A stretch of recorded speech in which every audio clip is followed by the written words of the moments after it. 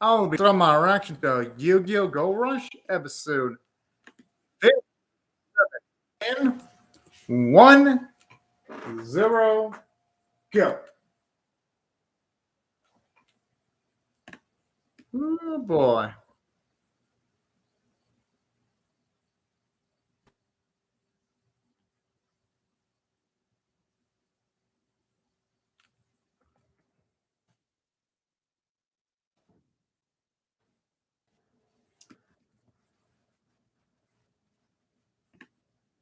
I just hope when she's talking like this, she has some kind of plan.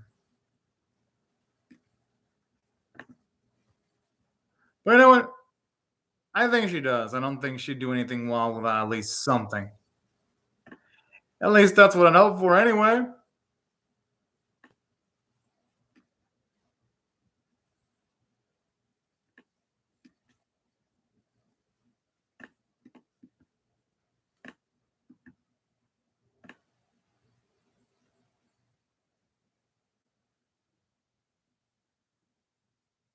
Opa.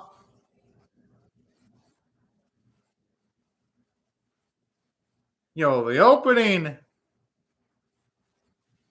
is my goodness.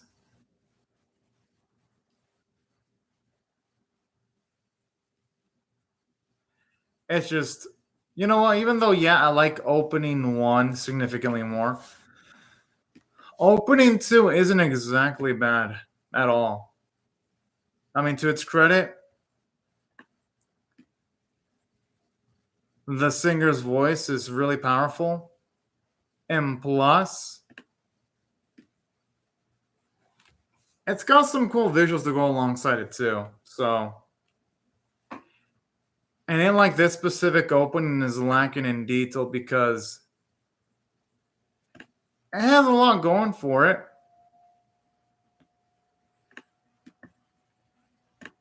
Hell, they even put a good effort into the CGI here. Now, one of my problems with this series specifically, though, it's just the way they've been ignored the other two protagonists. Because while yes, Udius has his fair share of moments, it's a damn shame they've ignored Yuhi. And I'm just noticing they never showed, at least when it comes to this series, Rovian react to her friend being turned into a car. That's kind of a oh, yeah, we never really saw how she reacted to Yuna being turned into a car, and that's kind of disappointing. But who knows? Maybe they'll emphasize that later on.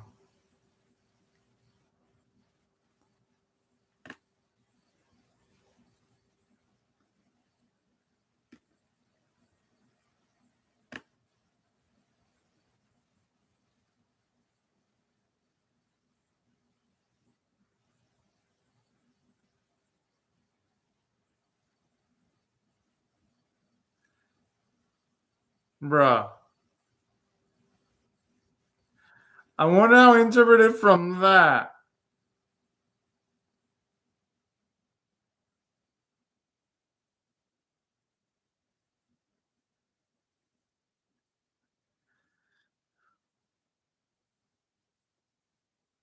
Either that, or he's.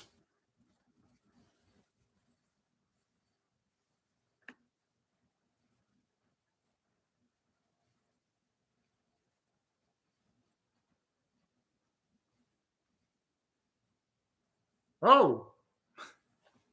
The fuck? I feel like she might go crazy without Yuna, and I kind of, you know what? I could actually be for that.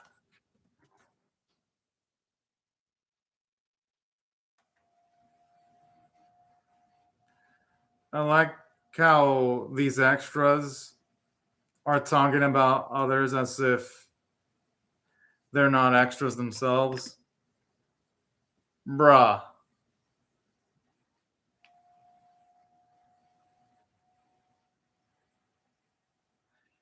These characters look like they're not going to matter for shit in the long run.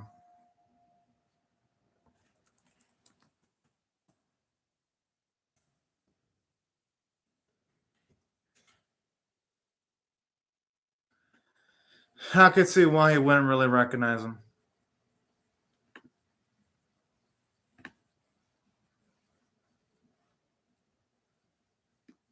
Because there's so many duelists, they would have to make an impression on my mind for me to even fucking remember. I'm just saying.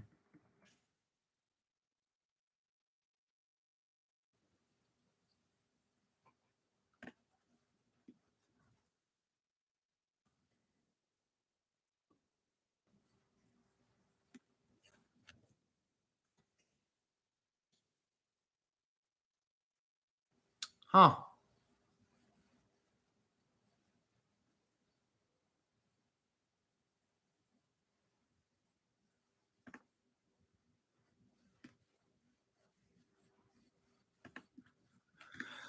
It'd be cool. We actually saw a triple threat through a triple duel. That would be creative as shit. Probably a little bit too much expecting something from this series, but hey, you never know.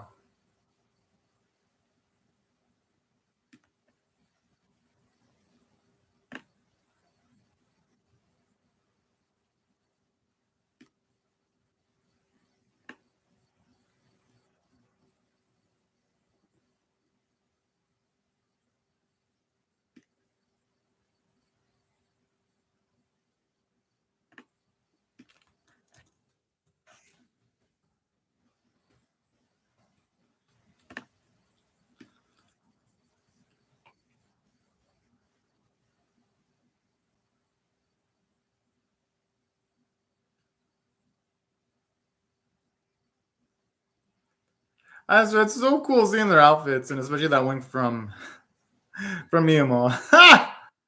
Oh shit!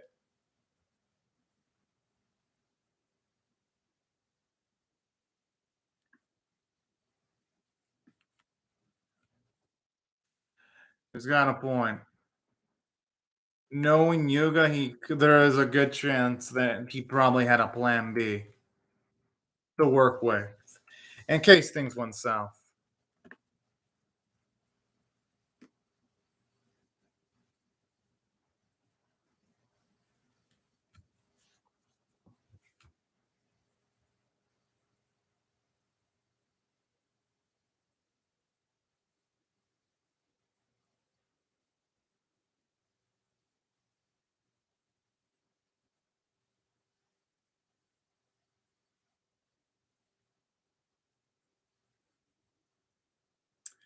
That's a good point. Unfortunately, oh yeah, I always like that shifty look that she's got.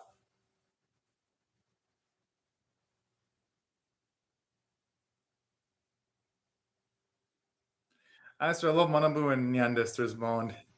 It actually is one of the few things in the series that actually feels really genuine. At least they didn't show off the duel against Fodder because that'd have been fucking boring as shit. They never had a shot of shining if their duel wasn't even shown on screen.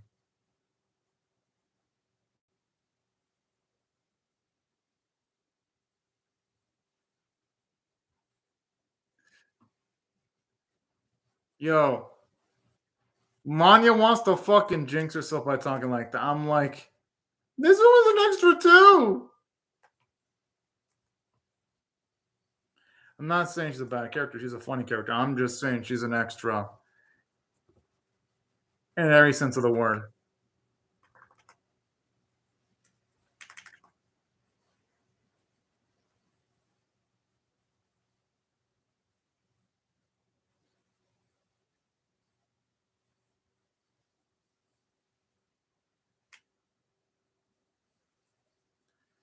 Yo!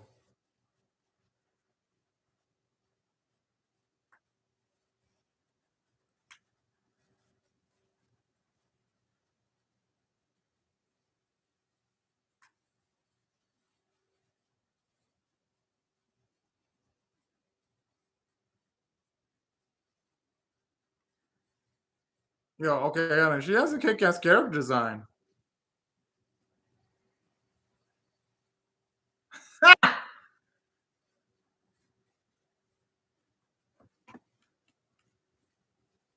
I gotta admit, sometimes the Gold Rush jokes don't land. This one does land, surprisingly.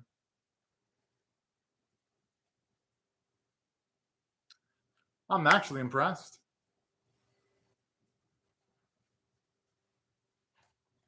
Damn good cosplay, though.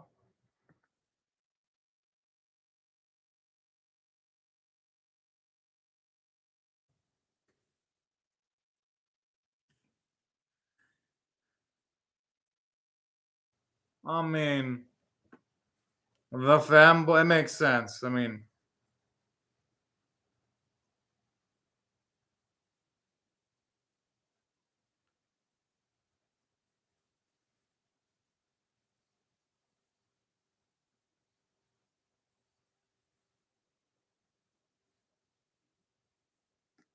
well, this gotta be okay.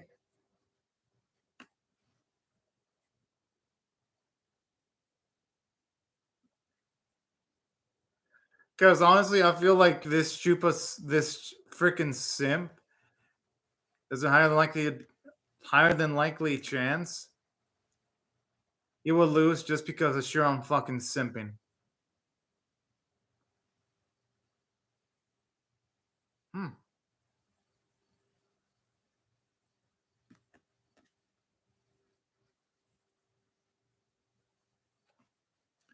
I wonder when Gaikun is gonna say his actual name is Yuga. Not that I mind hearing the word Gaikun, I don't mind. I'm just wondering when. Honestly, considering the hits that Udis has received in the past, that would probably be like fucking nothing in comparison to some of the hits he's taken in the past.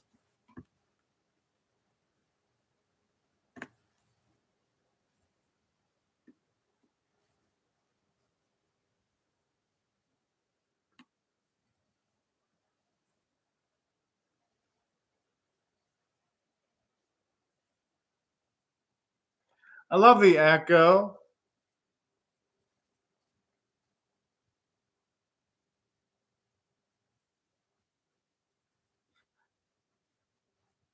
Yo, this guy sucks. Yeah, but even then, he lost like a fucking punk, though. Like, the dude lost so badly, his still wasn't even on freaking screen.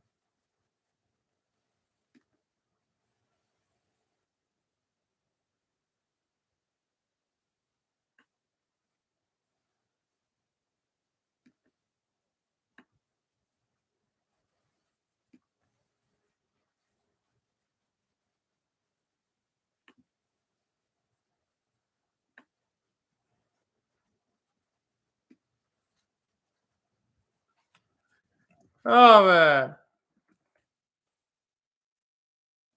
I've been wanting to see Maya get some more screen time, actually.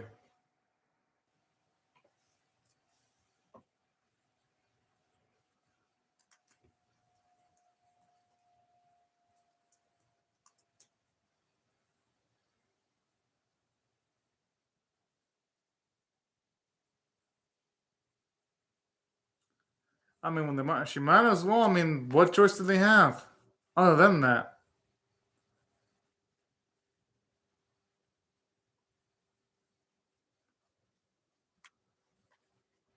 Yeah, how much time does this woman have?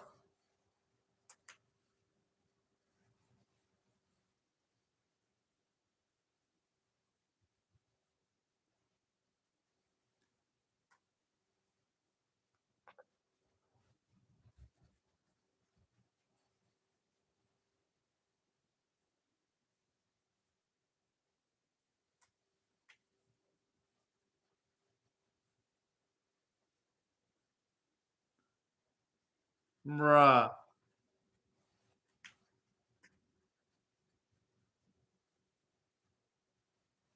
Why? That'd be scary allowing yourself to be copied by someone else. Whew. But then that's why I love some of these characters. They say some well that wait, it's funny how no matter what, that blue-haired beauty is like almost it feels like she's almost everywhere in Yu-Gi-Oh! Go Rush.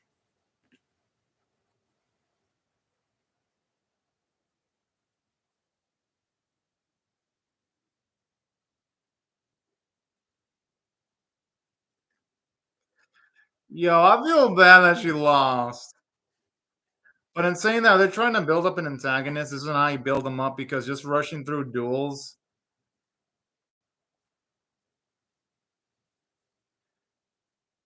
it's um it's disappointing. Because OG Yu-Gi-Oh!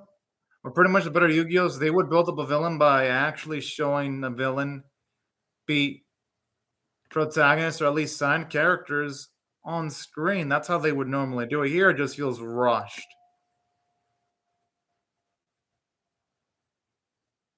Wait, Kaizo?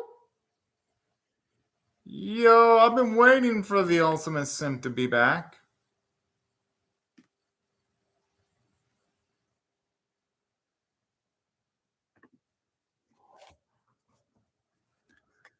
I just wonder though, would he be simping for Yumu, considering she is a chick?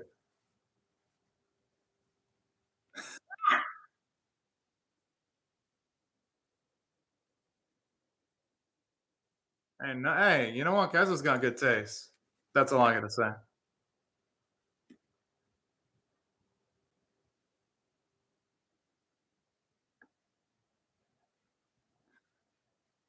Because lady, those glasses are beauties.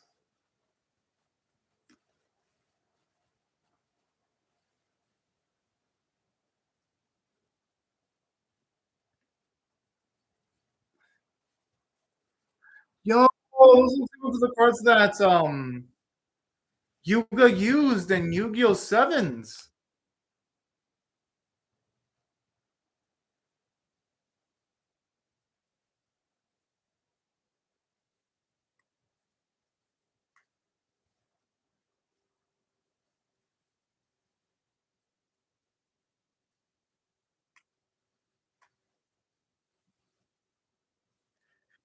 I mean, considering he lost the duel, he's gonna have to like yield.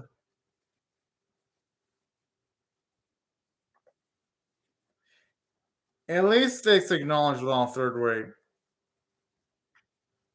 But in saying that, this series really traded side characters pretty terribly because now Yu-Gi-Oh! Go Rush has a new problem.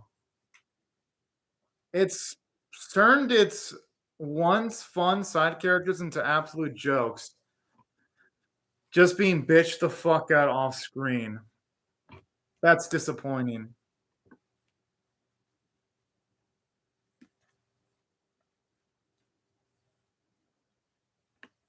Because it could have just let Energy Copico won by just drawing some cards and winning duels.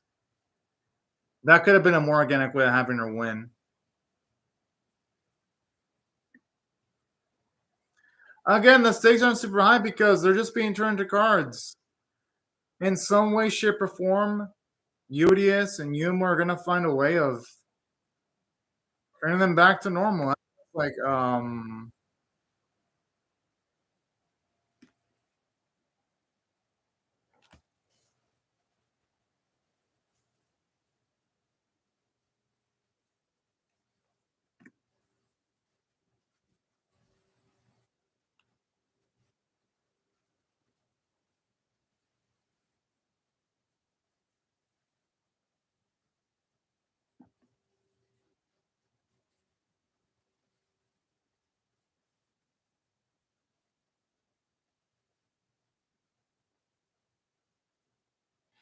deep down, Monoba would want her to do that. Thing is, though, he's got to keep appearances though for his plan. What's he gonna do?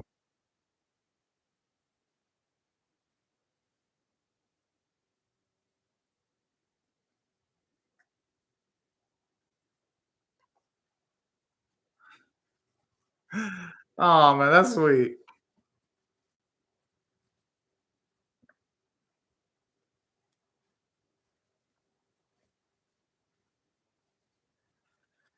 This probably one of the Probably one of the genuinely good moments in this whole episode. All things considered, anyway.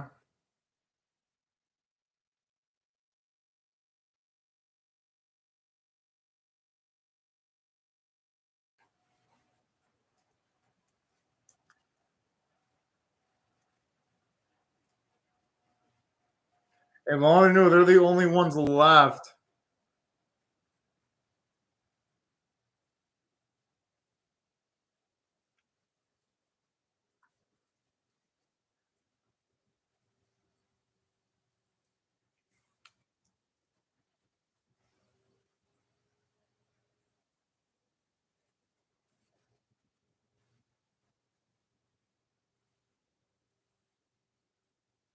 The fuck?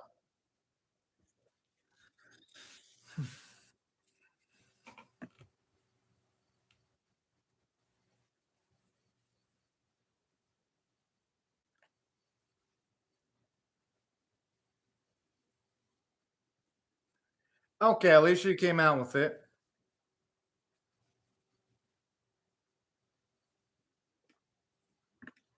I mean, hey, they gotta know the odds of that were high considering among those in the group, none of them were elite duelists.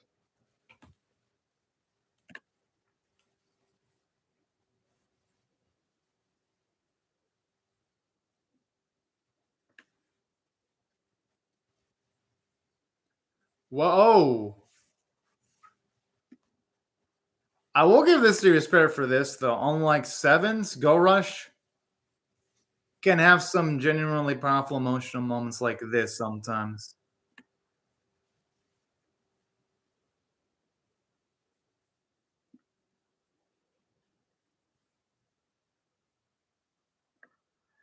Yeah, when the way he's in everyone's guards, he's saying it in such a fucking dickish way. I'm like, bruh. Well, right, here's how I feel about this episode. The end portion of the episode was great, seeing their reactions. But let's just be real though. They're the thing is, when it comes to this, the characters, there's really no high stake. I mean, the stakes aren't that high because they can just be turned back to normal. And here's another thing too. They build up the capabilities of the antagonist, but it's like, oh yeah, we have a duel off screen. Off screen. If they do that, it's gonna be hard to feel any hype for the antagonist whenever they do duel because it's like they just go through things in this series in super fast-paced mode, rush mode. And saying that this episode was still enjoyable, I mean, and then like it was boring, there were positive elements because the reactions from Yomo and Eunice at the end were actually nice. And it looks like Noriman might actually become a bit more of an active character. So that's why I felt there were positives in this episode despite the negatives. And that's why despite the flaws, if I had to rate this on a scale of 1 to 10, 1 being abysmal, 5 being 10 being exceptional, I'll give it a 5 out of 10 because it was all right. Just wish the episode was a little bit more slower paced because if it was, this episode would have been way fucking better, in my opinion, anyway.